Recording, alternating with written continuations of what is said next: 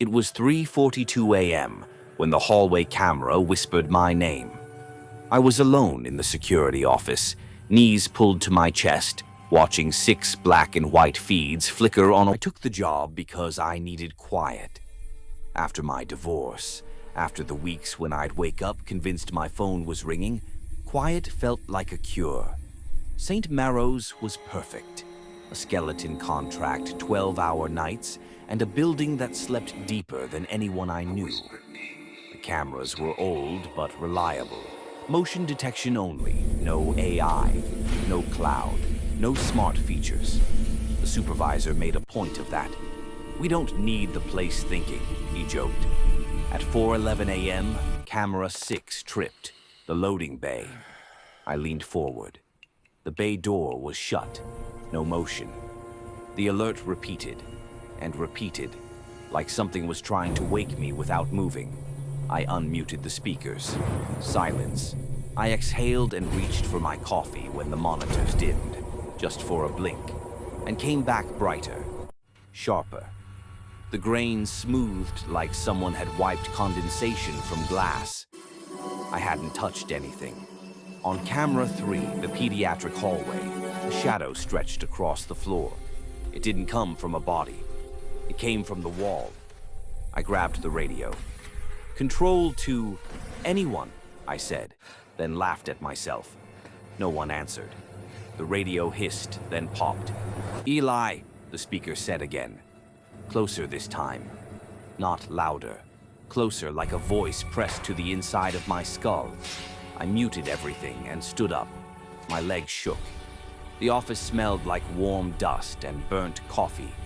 I paced, counting breaths, counting tiles. When I looked back, all 6 feeds were on the pediatric hallway. Same angle, same peeling fish, same blinking exit sign. Different times. Each feed showed the hallway at a slightly different moment. In one, the gurney was gone. In another, the exit sign was dark.